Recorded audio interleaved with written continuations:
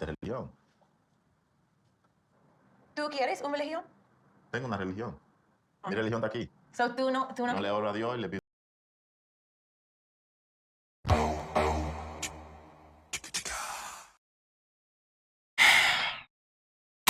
What do we have over here? I'll tell you what we have over here. We have Danielle doing what Danielle does best, and that is being a nuisance. And that is trying to change her man because she wants to mold him to the way she wants him to be. I keep saying it. This woman is flat out with this man because she sees him as a younger man that she can manipulate and make him into the tool that she wants him to be. So this is what happened here, okay? She decided to set up a Zoom call with, her religion, with a man and woman, that she obviously does her religion with. And, they had a nice conversation. Yeah, it was a good conversation. It was fantastic. And now she's trying to put the pressure on Yohan so he can switch to her beliefs, to her religion. I do wonder, does Danielle ever get tired of herself? I mean, honestly, when she wakes up and looks in the mirror, doesn't she ever say to herself, I'm tired of always trying to control people. I'm tired of always changing people. Why can't I just accept people for what they are? Or most importantly, why can't I just accept and love my husband for who he is and not who I'm trying to make him become? Because I thought love was based on loving someone based on who they are. I thought love was based on loving someone with all their imperfections and perfections. But no, some people, they wonder why they are in unhealthy relationships, in toxic relationships, because your mind isn't correct. The love you're chasing for isn't in the right place. But we continue. Cultura y mis religiones que son desde pequeño, eso viene de allá de la familia. Y eso no va a cambiar así de la noche a la... Yohan makes very good points here, but I don't understand how she wants me just to up and leave my own culture, my own religion, the way I have always done things.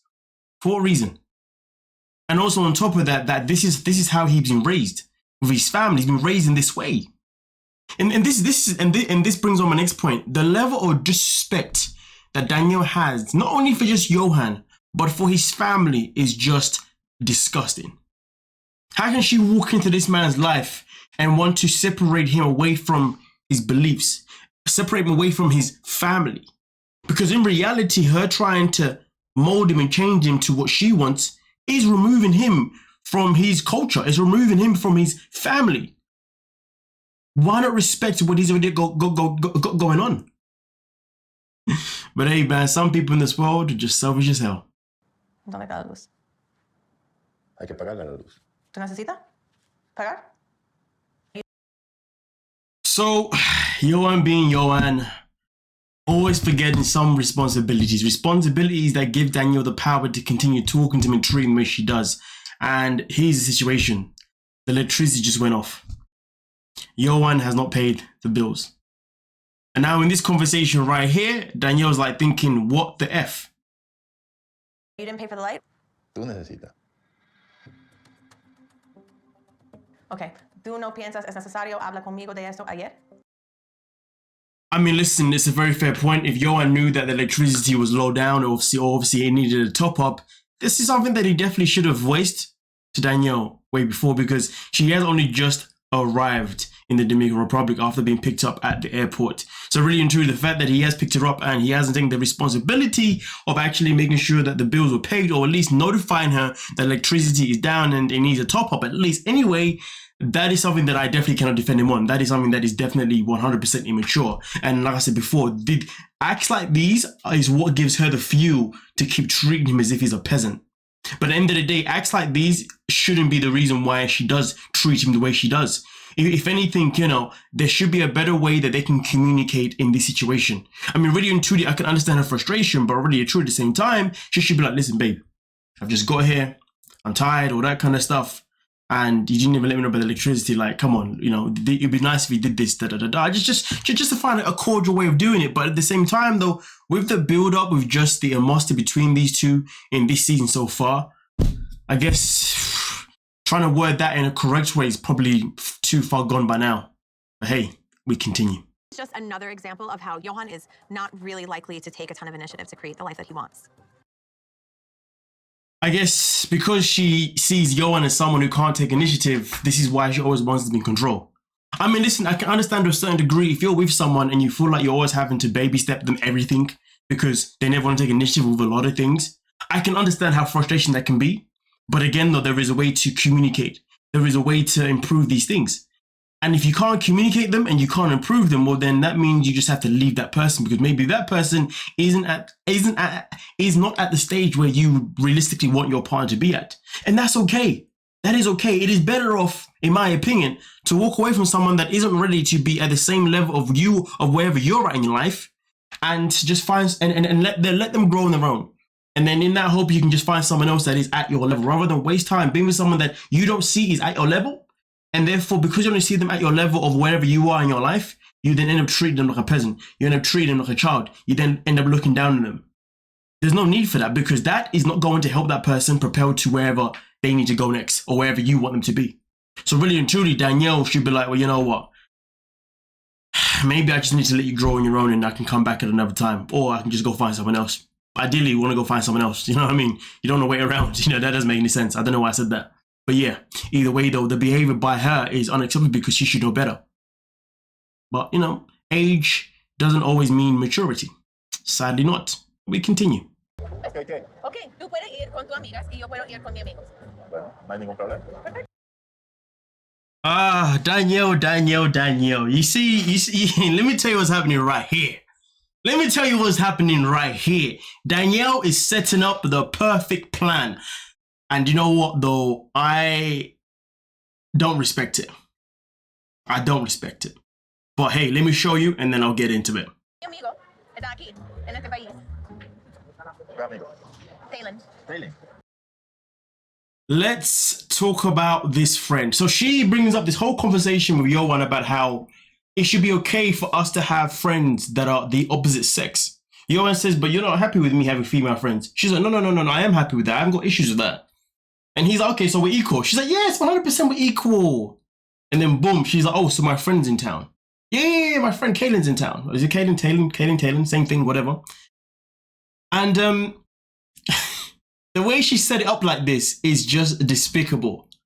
It's just interesting, isn't it? When somebody wants to make up a rule for themselves, they'll then backtrack on a rule that they put in place the first time. Now, I don't know when they put this into place, but they obviously did. Otherwise, this conversation would not be going down the way it is actually going down. Like, honestly, the way this woman moves. Dear Lord. Okay, let's continue. Con el que tú tuviste novio. No mi novio. Tengo relación en el pasado, sí. Pero no. How can you say that he's not, but he is? He's not, but he's from the past. Like, yo, he's an ex-boyfriend.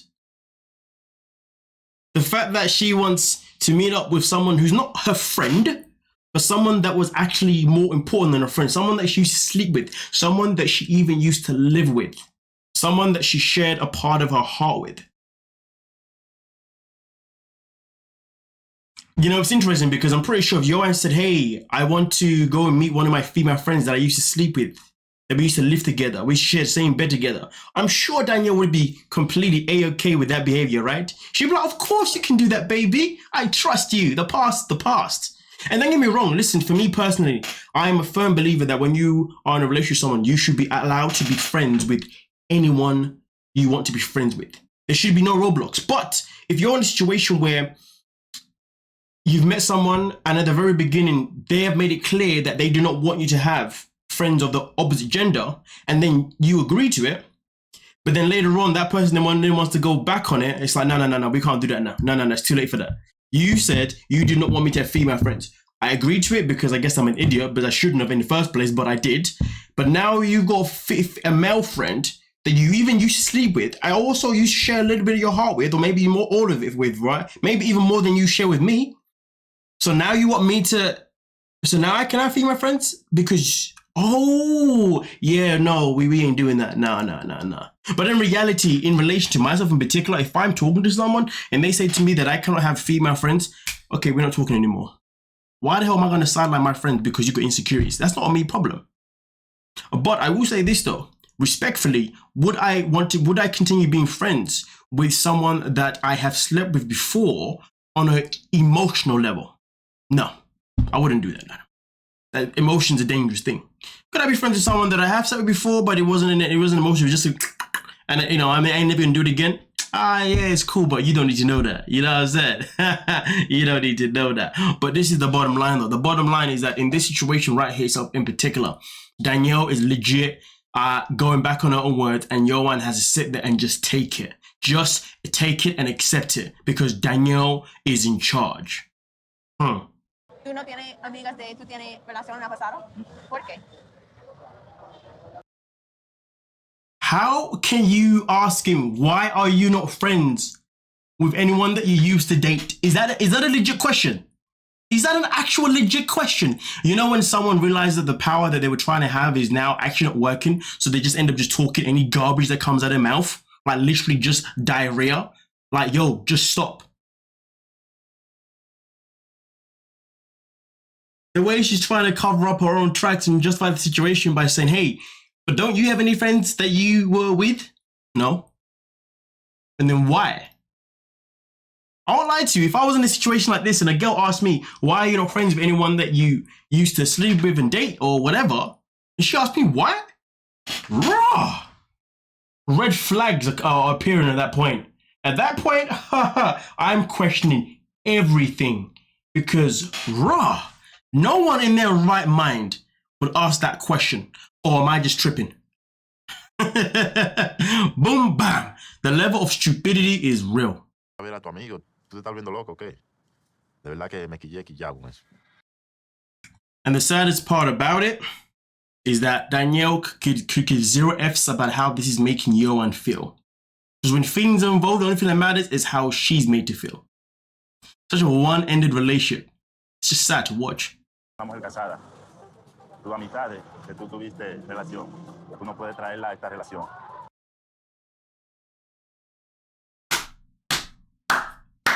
You cannot bring another relationship that you had with someone into your new relationship. And you know what's so crazy? If you look at Danielle's face, look at her, look at her. She's like, damn, he got me. He got me good. Mm-hmm. Eso es mucha falta de respeto de tu parte. When he says it's a lack of huge respect from you, and look at her just looking down, just looking down at the floor, because she knows. She's like, damn, I underestimate your strength. I underestimate your intelligence. I underestimate your power to actually make me look like I'm an idiot. Well, damn, at least I tried. Maybe next time, eh? That's what she's probably thinking, to be honest with you. No way does she care about how she's making him feel. Does she care about the fact that she's making him feel as if she doesn't respect him? She don't care. She don't care about nada. Selfish woman. But it's okay though, because Danielle will pop up on a live stream somewhere and tell you that, hey guys, this is what happened really and truly. Blah blah blah blah blah blah blah. If I was Yohan, man, I would evacuate this relationship quickly.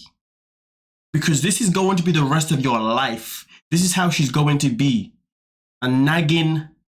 And I'm not going to say the name that I would normally say, because I guess nowadays it's... Well, I mean, I was going to say she's a nagging Karen, you know what I mean? But you know what though? I don't want to friend a Karens anymore, because to be honest with you, what she's doing right here, it ain't a Karen. It's a Danielle. So if your name is Danielle, be offended. Yeah, whatever. Nonetheless, though, you guys let me know what you're thinking down below in the comment section and we'll talk about it. You know what I mean? Come on now. Boom, bam. Don't forget to like, sub, and of course, peace.